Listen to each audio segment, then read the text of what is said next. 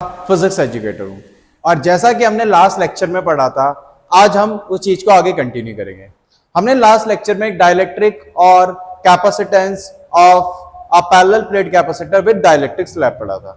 आज हम energy stored in a capacitor पढ़ेंगे। तो सबसे पहला टॉपिक जो हम आज स्टार्ट करने वाले हैं वो है हमारा energy stored in a capacitor. अब तुम्हें भी पता है, सबसे पहले दिन मैंने यही बताया था कि कैपेसिटर क्या करता है, चार्ज स्टोर करता है। चार्ज स्टोर करेगा तो ऑफ कोर्स ये बात है, वो इलेक्ट्रिकल एनर्जी के फॉर्म में एनर्जी क्या करता है, स्टोर करता है। तो हमें वो कैलकुलेट करना है कितना होता है। तो मैंने क्या ले लिया, अपनी तरफ से एक कैपेसिटर ले लिया और यहां पे मैंने इस पे प्लस चार्ज दिया यानी प्लस सिग्मा, और यहां पे क्या दिया, माइनस चार्ज। और इनके बीच में जो डिस्टेंस होता है डी होता है और एरिया ऑफ प्लेट क्या होता है हमारे पास, ए होता है। ठीक है, अब देखो मैं इसे कैसे करा रहा हूं।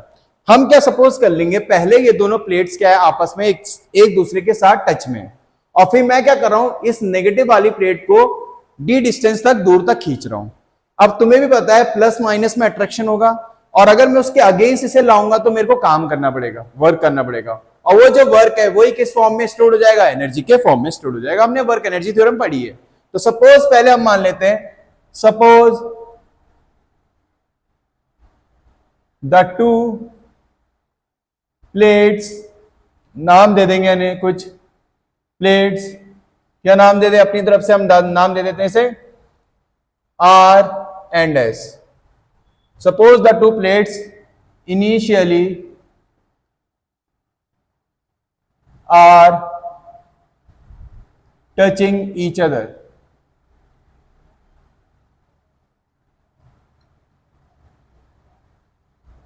So हम वर्डन निकालेंगे क्या करने के लिए, इसे डी डिस्टेंस अपार्ट मूव कराने के लिए। तो पहले तो ऑफ कोर्स ही बात है, ये नेगेटिव अगर इधर है तो इस पे इस पॉजिटिव के कारण फोर्स लगेगी। अब वो फोर्स कितनी लगेगी वो निकालते हैं हम पहले। तो हमें भी पता है पहले कि इस प्लस वाली फील्ड के कारण, देखो फोर्स क्यों लगेगी इस पे, इस प्लस के कारण एक इलेक्ट्रिक फील्ड आएगी, और उस इलेक्ट्रिक फील्ड में हमने ये कोई क्या रख रखा है, ये नेगेटिव प्लेट रख रखी है, तो इस पे इस कारण क्या लगेगी, एक फोर्स लगेगी। तो पहले हमें पता है कि इलेक्ट्रिक फील्ड ड्यू टू इस आर प्लेट, नाम दे रखा मैंने उसे आर प्लेट, ई बराबर कितना होता है, हमने पढ़ा हुआ है कितना होता है, सिग्मा अपॉन 2 एप्सिलॉन नॉट। अब इस इलेक्ट्रिक फील्ड के कारण इस पे फोर्स लगेगी, तो फोर्स ऑन प्लेट क्या नाम दे रखा है, S equal to F equal to कितना होता है, क्यू ई। अब सबको होता है क्यू, इस पे जो चार्ज है मैंने मान लिया कितना है, क्यू है। ठीक है, और इलेक्ट्रिक फील्ड कितनी है हमारी, सिग्मा अपॉन 2 एप्सिलॉन नॉट। और सिग्मा क्यू बाय ए होता है, तो कितना हो जाएगा ये, Q square by 2 epsilon not. वैसे ये फोर्स हमने पहले कैलकुलेट कर रखी है, फोर्स बिटवीन प्लेट्स। अब हमें वर्क डन निकालना है डी डिस्टेंस अपार्ट करने के लिए। तो work done to move the plates D distance apart, D distance apart. तो हमें वर्क डन का फॉर्मूला पता है, क्या होता है, force into displacement, F into d. Force कितनी लग रही है, Q square upon 2a epsilon naught into d आ जाएगा। अब हमें पता है, हमने पैरेलल प्लेट कैपेसिटर का कैपेसिटेंस पढ़ा है, कितना होता है, a epsilon naught by d. तो a epsilon naught by d के बदले क्या आ जाएगा, नीचे c, तो कितना आ जाएगा, क्यू स्क्वायर बाय 2c। ये हमारा फॉर्मूला आ गया। अब और फॉर्मूला बनाते हैं हम यहीं से। हमें पता है q बराबर cv होता है, तो अगर मैं q के बदले यहां cv रखूं तो एक और फॉर्मूला क्या आ जाएगा, half C square V square upon C, एक c से c कट गया, हाफ cv स्क्वायर आ गया। क्या आ गया, हाफ cv स्क्वायर। और एक और फॉर्मूला क्या आएगा, अगर मैं क्या करूं, मेरे को एक और फॉर्मूला आता है हमारा हाफ qv। qv कैसे आ सकता है, देखो अगर मैं इस c के बदले क्या रख दूं यहाँ पे, q बाई v, एक q से q कट जाएगा, तो एक और फॉर्मूला क्या आ गया हमारे पास, हाफ qv। अब अगर मैं इस डेरिवेशन की बात करूं तो सीबीएसई में ये डेरिवेशन नहीं है, बेशक आईसीएसई में है, बट इसका जो हमारे पास रिजल्ट है वो हमें न्यूमेरिकल्स में यूज करना है। यानी कितना होता है हमारे को पता है, जो पोटेंशियल एनर्जी या एनर्जी स्टोर होती है वर्डन को यू बोल सकते हैं, वो किसके बराबर होती है, Q square by 2c, half C V square, और तीसरा क्या आ जाएगा, हाफ क्यू बी। तो ये हमारे 3 फॉर्मूले हैं जो हमें याद रखने हैं। तो ये हमारा क्या, energy stored in a capacitor. इसे फटाफट नोट करो, ठीक है। तो ये दूसरे तरीके से बुकों में दूसरे तरीके से करा रखी है, बट मैंने ये दूसरे तरीके से कराई है। इसे फटाफट नोट करो।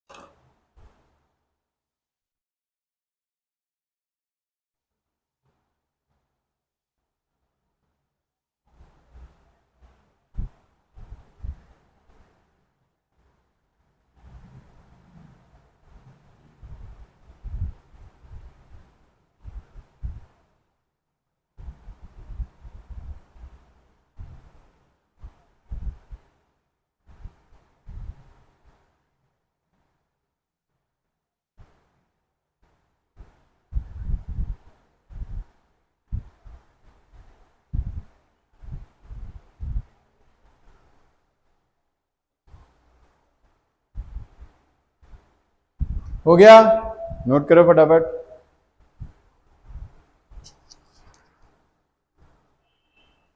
चलो नेक्स्ट टॉपिक। अब जो नेक्स्ट टॉपिक पढ़ेंगे हम, वो पढ़ेंगे energy density of a parallel plate capacitor. क्या पढ़ेंगे हम, energy density of a parallel plate capacitor. अब एनर्जी डेंसिटी क्या होता है, एनर्जी पर यूनिट वॉल्यूम को ही क्या बोलते हैं हम, एनर्जी डेंसिटी बोलते हैं। तो एनर्जी डेंसिटी, एनर्जी डेंसिटी, जैसे हमने एनर्जी स्टोर्ड को कैपिटल यू से डिनोट किया था, इसे स्मॉल यू से डिनोट करते हैं। तो ये क्या होता है हमारे पास, क्या होता है energy density, energy per unit volume. तो क्या होता है, it is the ratio of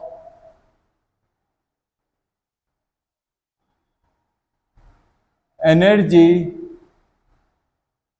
stored in a parallel plate capacitor per unit volume. तो एनर्जी डेंसिटी का ये फॉर्मूला होता है। अब एनर्जी डेंसिटी होता क्या है हमारे पास, यानी small U is equal to capital U by V. और कैपिटल यू हमने भी पढ़ा था, क्या होता है, हाफ सी वी स्क्वायर, और ये वॉल्यूम वाला भी है। तो ये वॉल्यूम, वॉल्यूम को हम याद है एरिया इंटू डी लिख सकते हैं, क्योंकि हमने पैरेलल प्लेट कैपेसिटर में ए क्या मान रखा है, प्लेट का एरिया मान रखा है, और उनके बीच में डिस्टेंस कितना है, डी। और तुम्हें पता है एरिया इंटू लेंथ क्या होता है, वॉल्यूम, तो ए इंटू डी आ जाएगा। अब हमें भी पता है half C, capacitance parallel plate capacitor का कितना होता है, epsilon naught A by D. और ये वी है, वी के बदले हमें पता है वी क्या है यहाँ पे, पोटेंशियल, पोटेंशियल के बदले इंटू डी लिख सकते हैं, पहले भी बता रहेगा। तो क्या हो जाएगा, ई स्क्वायर डी स्क्वायर, और नीचे क्या है, ए डी। डी डी दो डी है, तो दो डी से डी स्क्वायर कैंसिल, इस ए से ये कैंसिल, तो मेरा एनर्जी स्टोर्ड का फॉर्मूला क्या आ गया, half epsilon not E square. अगर मैं इसकी यूनिट बात करूं तो क्या होगी, जूल पर यूनिट, क्योंकि एनर्जी स्टोर्ड है। वॉल्यूम, वॉल्यूम का क्या होता है, मीटर। तो ये हमारा क्या हो जाएगी, इसकी यूनिट आ जाएगी, कोई डाउट। तो ये हमारा एनर्जी स्टोर्ड है, ठीक है। एनर्जी स्टोर्ड क्या होता है, एनर्जी पर यूनिट वॉल्यूम को एनर्जी स्टोर्ड बोलते हैं, ठीक है। अब इसी के बाद हमारा एक और टॉपिक है, जिसे हम क्या बोलते हैं, तुम्हारा कॉमन पोटेंशियल बोलते हैं। क्या बोलते हैं, कॉमन पोटेंशियल। तो नेक्स्ट टॉपिक जो हम पढ़ेंगे वो है हमारा कॉमन पोटेंशियल। अब कॉमन पोटेंशियल होता है क्या है, देखो मान लो मेरे पास कोई दो कैपेसिटर है, एक का कैपेसिटेंस C1 है और पोटेंशियल V1 है, और एक का कैपेसिटेंस C2 है और हमारे पास वोल्टेज V2 है। अब तुम्हें पता है कि अगर मैं इसे किसी वायर से कनेक्ट करता हूं तो चार्ज फ्लो करता है किससे, हायर पोटेंशियल वाले कैपेसिटेंस से लोअर में। और चार्ज कब तक फ्लो करेगा, जब तक दोनों के पोटेंशियल कॉमन ना हो जाए। उस पोटेंशियल को ही क्या बोलते हैं हम, कॉमन पोटेंशियल बोलते हैं। क्या बोलते हैं, कॉमन पोटेंशियल बोलते हैं। अब उसको कैसे कैलकुलेट करेंगे, देखो इसमें क्या लगाएंगे हम, कंजर्वेशन ऑफ चार्ज। क्या लगाएंगे, conservation of charge. Conservation of charge क्या रहता है, charge can neither be created nor be destroyed, मतलब इनिशियल चार्ज फाइनल के बराबर होगा। यानी जब तक मैंने इन्हें कनेक्ट नहीं किया होगा तो उस पर चार्ज कितना रहा होगा, इनिशियल चार्ज, इनिशियल बराबर इक्वल टू फाइनल। अब इस पे इनिशियल चार्ज क्या होगा, Q इक्वल टू CV होता है, तो कितना आएगा C1V1 प्लस इस पे कितना आता है C2V2 equal to final charge कितना आएगा C1 प्लस C2 इंटू कितना आ जाएगा, कॉमन पोटेंशियल कितना हो चुका है V। अब मेरे को इस V की वैल्यू निकालनी है, तो V की वैल्यू कितनी आ जाएगी, C1V1 plus C2V2 upon C1 plus C2। तो ये हमारा क्या आ जाएगा, कॉमन पोटेंशियल आ जाएगा। तो कॉमन पोटेंशियल हमारा क्या आता है, इसका formula C1V1 plus C2V2 upon C1 plus C2। ठीक है, फटाफट इसे नोट करो, फिर हम पढ़ेंगे। अब मैंने ये तो बता दिया कि चार्ज इसमें कंजर्व रहता है, बट जब यहां से चार्ज फ्लो होगा एक जिसका भी हायर पोटेंशियल से लोअर में, तो चार्ज इस वायर के थ्रू जाएगा, और वायर क्या होगी, हीट अप होगी, या उसमें से स्पार्क्स निकलेंगे, तो जिसके कारण क्या होगा, हीट एनर्जी या कोई भी एनर्जी में क्या आएगा, लॉस। तो हमारा नेक्स्ट टॉपिक यही है, energy loss during sharing of charges. Clear है, तो फटाफट पहले से नोट करो, फिर लास्ट टॉपिक पढ़ेंगे हम, एनर्जी लॉस ड्यूरिंग शेयरिंग।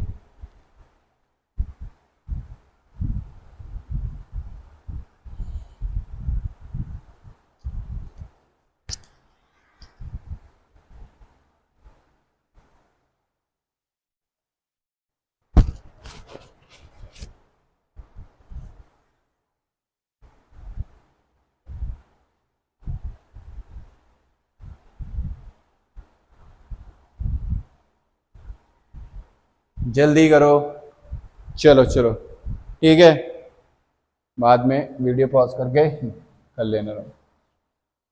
अब हम नेक्स्ट टॉपिक पढ़ेंगे जिसे हम बोलते हैं energy loss during sharing of charges. तो नेक्स्ट टॉपिक डाल लो, energy loss during sharing of charges. Energy lost, energy lost during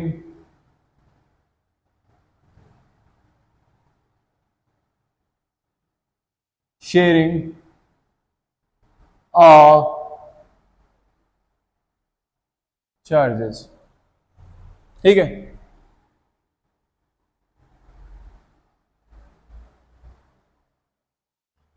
ठीक है, तो एनर्जी लॉस निकालना है हमें ड्यूरिंग शेयरिंग ऑफ चार्जेस। ठीक है, अब यानी एनर्जी लॉस्ट हो रही है तो इतना तो फिक्स है कि इनिशियल एनर्जी हमारी फाइनल के से क्या होगी, ज्यादा होगी, तभी तो लॉस आएगा।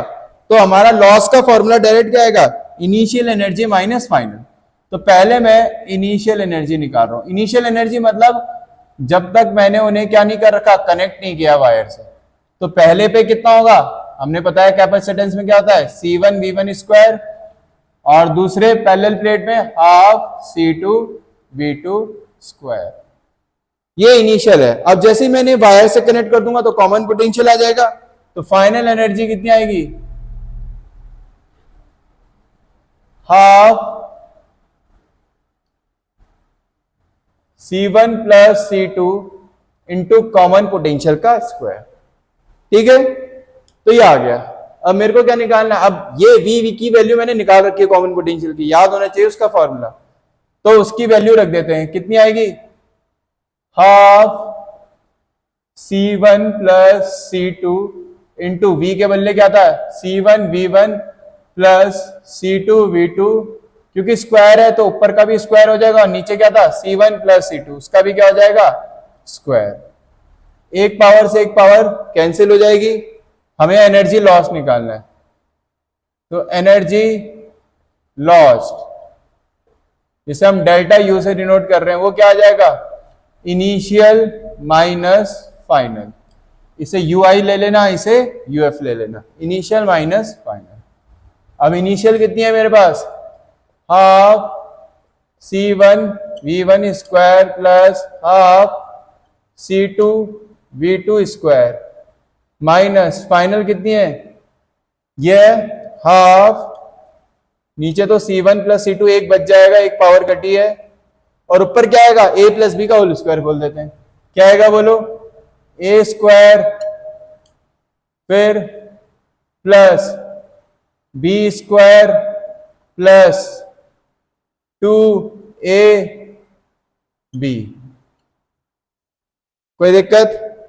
अब मैं एलसीएम ले रहा हूं तो तीनों का एलसीएम कितना आ जाएगा 2 तो सब पे है लेकिन C1 प्लस C2 नहीं है, तो 2 times of C1 plus C2।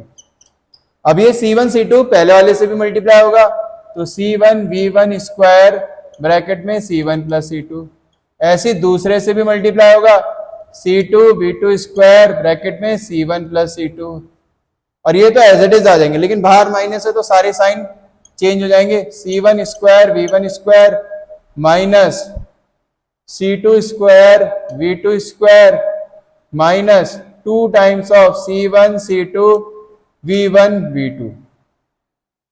ठीक है, अब मैं ये अंदर मल्टीप्लाई कर रहा हूं, कितना आ जाएगा C1 square V1 square plus C1 C2 V1 square plus C2 C1 V2 square, ये इससे मल्टीप्लाई होगा तो कितना आ जाएगा C2 square V2 square minus C1 square V1 square minus C2 square V2 square minus 2 times of C1 C2 V1 V2। लग रही है तुम्हें बड़ी, बट ये बड़ी है नहीं, फॉर्मूला खोलते हुए चलोगे आसानी से आ जाएगा। ठीक है, और डिवाइड में क्या है 2 times of C1 plus C2। अब ये माइनस इससे कैंसिल कर देगा, C2 V2 स्क्वायर इसे कैंसिल कर देगा। अब देखो 1 2 3 जो तीनों टर्म है उसमें C1 C2 कॉमन आ रहा है, देखो तो C1 C2 कॉमन ले लूंगा तो अंदर क्या बचेगा V1 स्क्वायर प्लस यहां से V2 स्क्वायर और यहां से minus 2 times of V1 V2, और ब्रैकेट में कितना आ गया मेरा 2 times of C1 plus C2। कोई दिक्कत? अब ये देखो a square plus B square minus 2ab का फॉर्मूला है, यानी इसे हम ये ले सकते हैं C1 C2 और V1 माइनस V2 का होल स्क्वायर, और डिवाइड में क्या है 2 times of C1 plus C2। ये हमारा क्या आ रहा है डेल्टा U।